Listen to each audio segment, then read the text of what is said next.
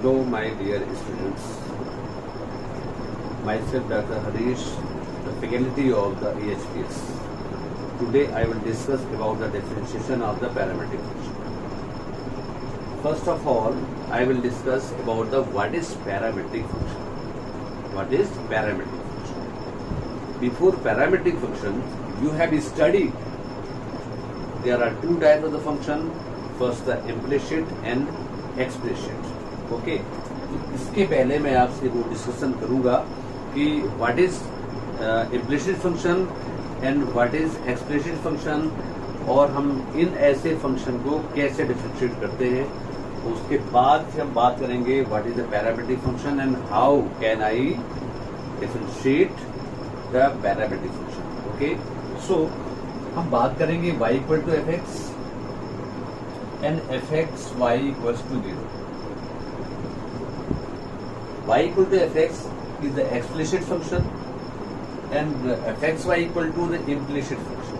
Okay, and in y equal to fx there are one independent variable and one dependent variable. Okay, so there are one independent variable and one dependent variable. Y is dependent, x is independent. Okay, but in fxy, that means implicit function, there is no identification about which variable is the dependent and which variable is the independent.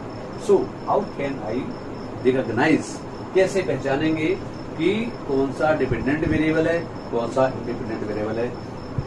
इसको पहचानने का तरीका होता है the way of asking the question को पूछने का तरीका. If it is given f x y equal to 0, find dy by dx. Find dy by dx. So in finding dy by dx, we know that y is dependent variable, x is independent variable. y आपका dependent variable होता है, x आपका independent variable होता है.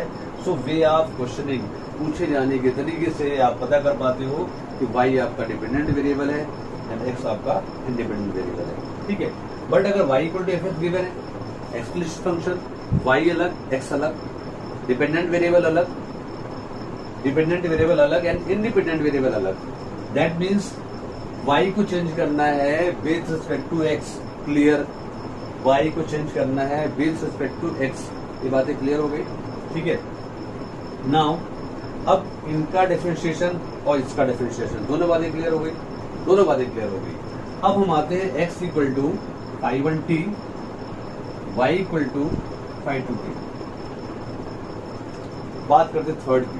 मैं थोड़ी देर के लिए ये वाला फंक्शन लीव करता हूँ, छोड़ता हूँ. ठीक है, इसको लेते हैं x equal to phi1t.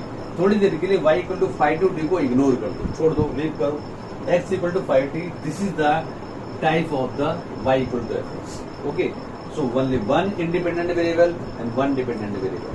In same way, y equal to phi2t is given. So t is the independent variable, y is the dependent variable. लेकिन इन दोनों अलग अलग फंक्शन को हमने एक सिस्टम में मर्ज किया है. Both function are the part of the same system, and that system is called the parametric form. That system is called the parametric form. That means आप इन तीनों में क्या डिफरेंस है? One independent variable and one dependent variable. इस function की बात कर रहा हूं. इसमें ये रिकॉग्नाइज नहीं होता है कि कौन इंडिपेंडेंट है, कौन डिपेंडेंट है, लेकिन होता वन इंडिपेंडेंट और वन डिपेंडेंट वेरिएबल होता है. एक ही इंडिपेंडेंट होता है और एक डिपेंडेंट होता है, बट इसमें रिकॉग्नाइज नहीं होता है विदाउट आस्किंग. पूछने के पहले आपको पता नहीं होता है कि which function is the dependent and which function is the independent. Clear, but यहाँ पे अगर मैं इन दोनों की बात करूं तो t is the independent variable and x is the dependent variable. इसकी बात करता हूं, t is the independent variable and y is the dependent variable. ठीक है, तो यहाँ पे there are two dependent variable and single independent variable. ठीक है, तो जब ऐसा सिस्टम होता है when there are two dependent variable and one independent variable, that function is called the parametric function. तो अलग अलग फंक्शन की पहचान करना there is most important factors. Okay, because जब तक आप फंक्शन को आप नहीं पहचानोगे तब तक आप उसको डिफरेंशिएट करने में बहुत मुश्किल होगी। जस्ट एक एग्जांपल देता हूँ। अभी पूरे वर्ल्ड में सबसे जो बड़ा जो कहर है वो आपका कोरोना वायरस का है। तो why is unable to make the vaccine, हम उनकी वैक्सीन बनाने में असफल क्यों हो रहे हैं? क्योंकि हम कोरोना के नेचर को हम नहीं पहचान रहे। तो first you have to identify the nature of the function. वो भी एक this is that are the part of the functioning, वो भी एक फंक्शनिंग का पार्ट होता है। तो अगर हम 3 फंक्शन की बात कर रहे हैं अभी यहाँ पे, तो जिस टाइप का फंक्शन होता है उस टाइप को चेंज करना होता है। So to change the function is very important that we should recognise the nature of the function. ठीक है, उसके नेचर को हमें पहचानना बहुत जरूरी है। सो हम आते हैं, हम ऐसे फंक्शन को डिफरेंशिएट कैसे करते हैं।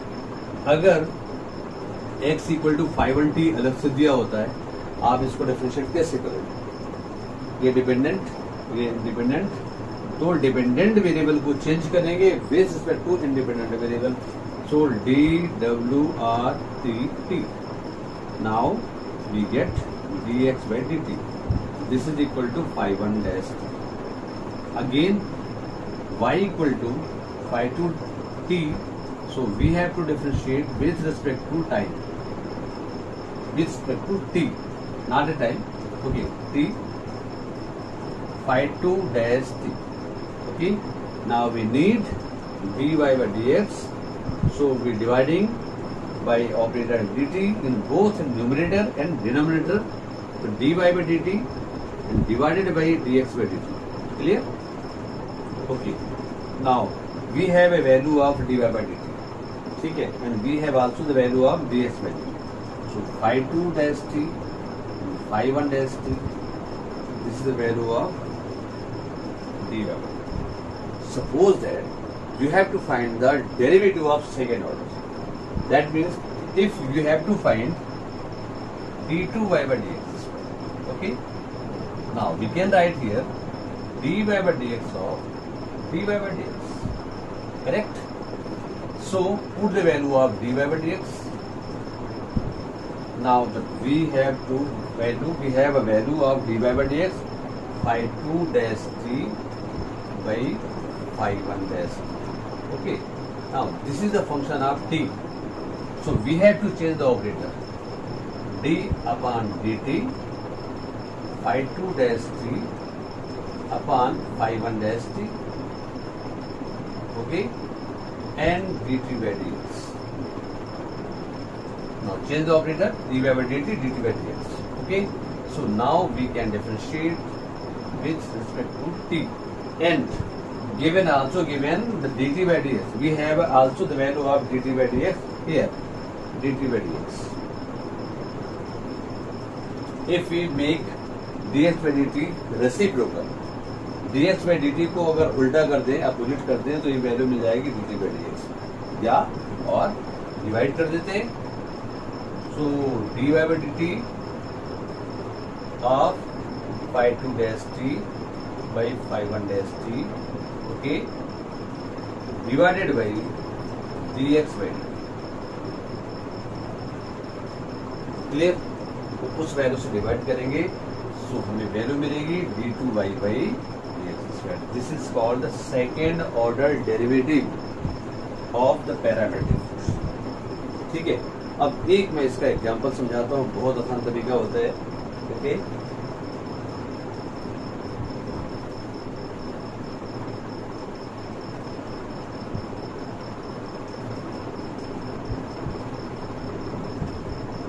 suppose that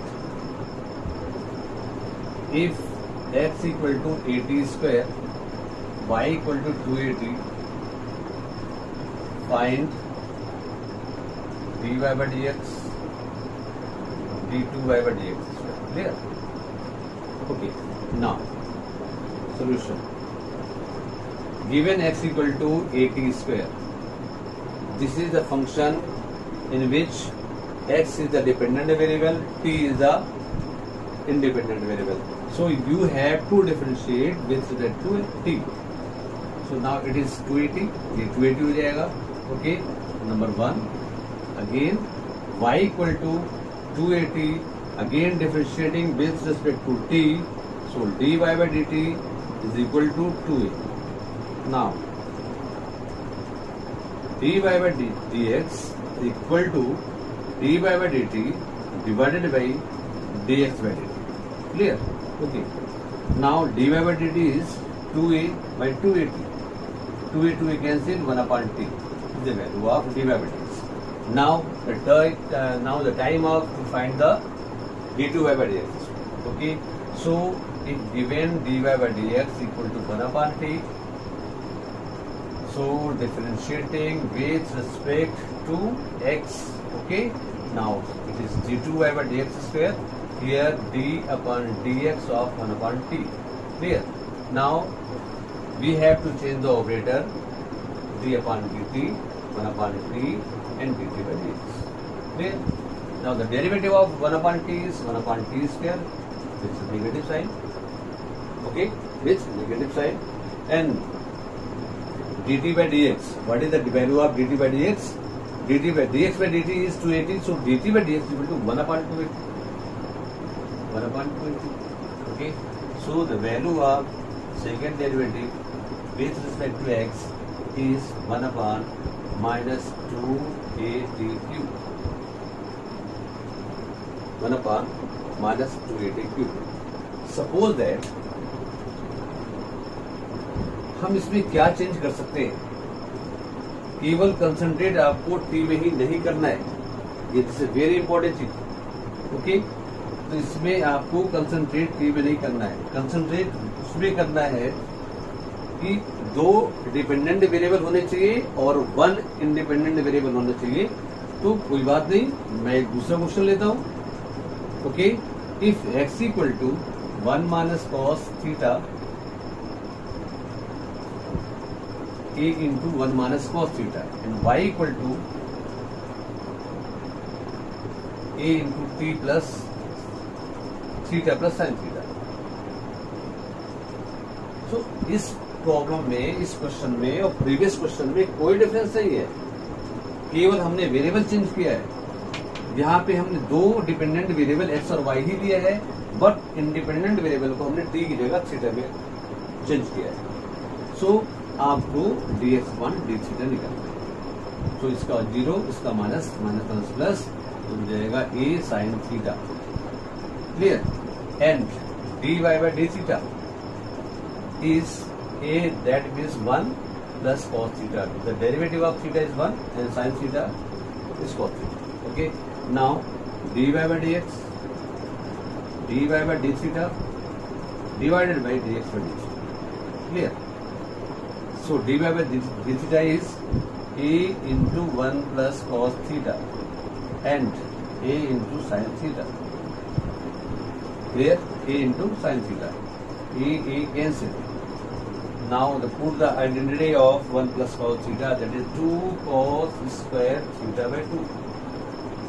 Now the value of sin theta and sin 2 theta. So 2 sin theta by 2 cos theta by 2. 2 cancel, cos cancel. So cos theta by 2 by sin theta by 2, that is value of cot theta by 2. Okay, the same process. Thank you very much.